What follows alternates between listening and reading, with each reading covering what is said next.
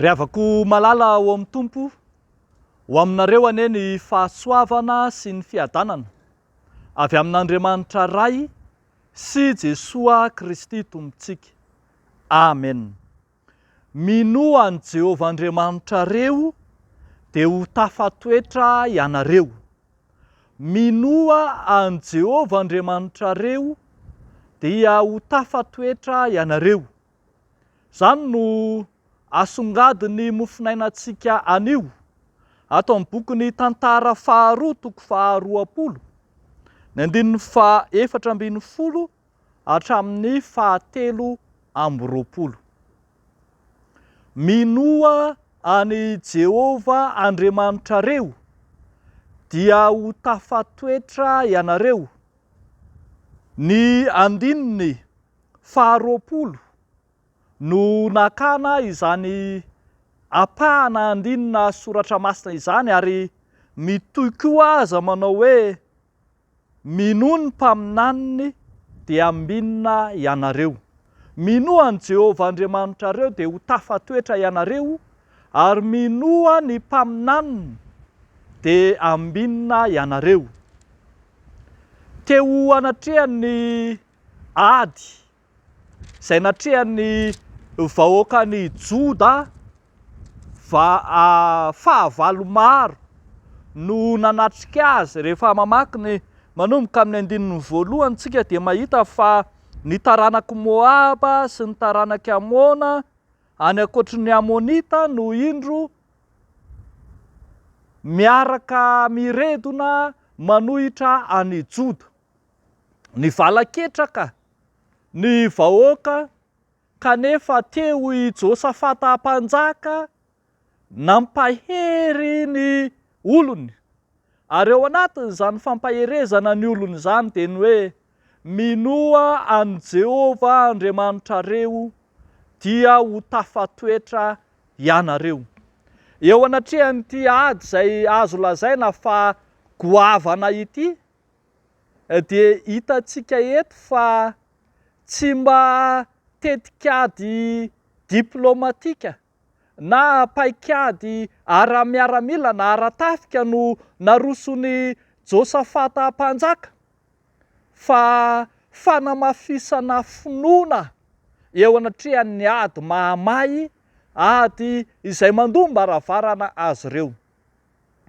Notarihan'i Josafata mpanjaka ny vahoaka sy ny mponina rehetra izay entiny mba hitodika amin'Andriamanitra. Nasainy nanao andro mpisaonana, andro fifadikanana mihitsy aza hitodiana amin'Andriamanitra. Ary eto dia miteny izy fa minoa an Jehovah Andriamanitra reo dia ho tafatoetra ianareo. Ambara ao anatin'izany fa tsy handalo fotsiny eo amin'ireto vahoaka ireto ny vavaka izay ataony. Hisy dikany ny vavaka izay ataony fa tena hampandresy azy. Dia hitantsika tokoa ary fa rehefa tena tonga sy tamy tokoa ny fahavalo dia Andriamanitra mihitsy no nanomana otrika amely azy ireo, nahatonga azy ireo ho afaka eo anatrehan'ny fahavalo. Tsy nanan-kery nampaninona ny vahoakan'ny Joda. Ny fahavalo na dia maro anisa sy efa fantadaza eran-tany aza ny halo izany, dia indro mijoro mandrakariva ny olon'Andriamanitra.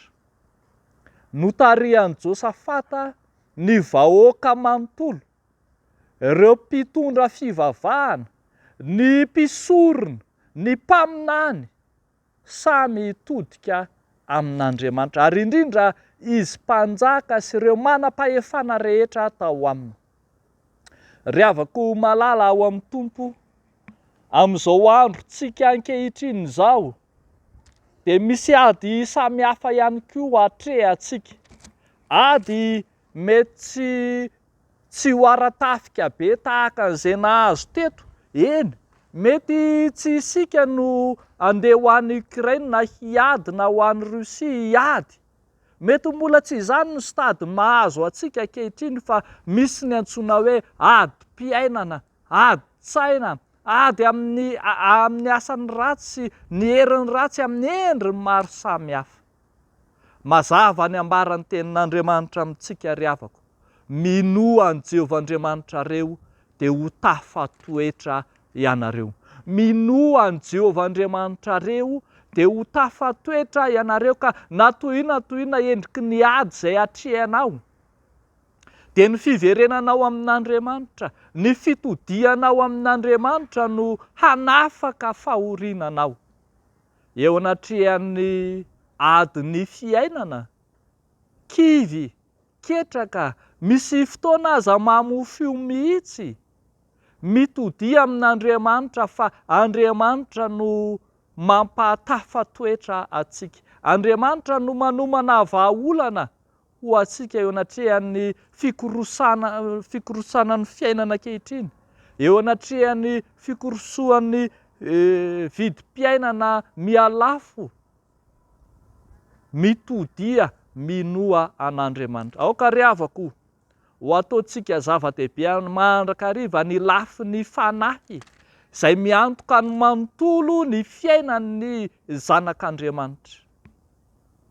Ny mivavaka ataontsika isan'andro, ny fitodiantsika amin'Andriamanitra, ny fifikirantsika amin'Andriamanitra dia misy vokany avy hatrany amin'ny aty volanintsika tsiraray avy, amin'ny fiainana andavanandrontsika, eny, ny amin'ny ao anatin'ny poketratsika tsiraray avy.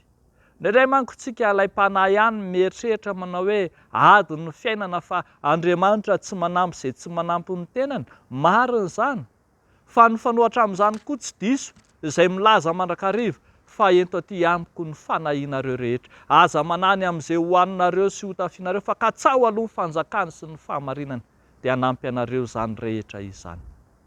Mandehana ry havako, aoreny tsara, aoreny mafy, ao amin'Andriamanitra ny finoanao, ao amin'ilay Jesoa, ilay tsy miova omaly sy anio ary mandrakizay. Dia n'Andriamanitra irerian'ny voninahitra. Amen. Hivavaka isika ry havako. Andriamanitra rainay amin'ny alalan'i Jesoa, misaotra anao izahay noho ny teny izay nomenao anay, mampiorina ny finoanay, ny fanantenanay ao amin'Andriamanitra velona, dia Jesoa Kristy Tomponay. Izy ilay efa nandray an-tanana sy niantoka ny fiainanay rehetra sy ny manontolo teo amin'ny fiainanay.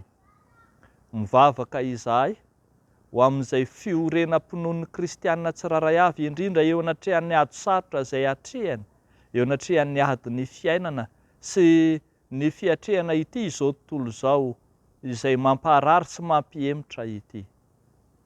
Ampijoroy Tompo ny kristianina tsiraray avy, mba ho kristianina tena sahy, mitodika aminao Andriamanitra na dia ao anatin'ny vanim-potoana sarotra ary. Eto izay dia mivavaka manokana ho an'ireo mpanompon'Andriamanitra marobe, ny mpitandrina FJKM, manerana ny sahana FJKM, izay hiatrika ny fifampihofanan'ny mpitandrina na ny recyclage pastoral.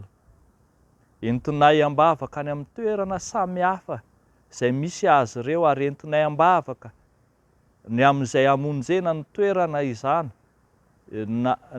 Fantatrao ny lalana lavitra, fantatrao ny hery maha-olombelona, ny ento-manana rehetra, ny fifanohanan'ny fiangonana sy ny mpitandrina, entinay eo anatrehanao.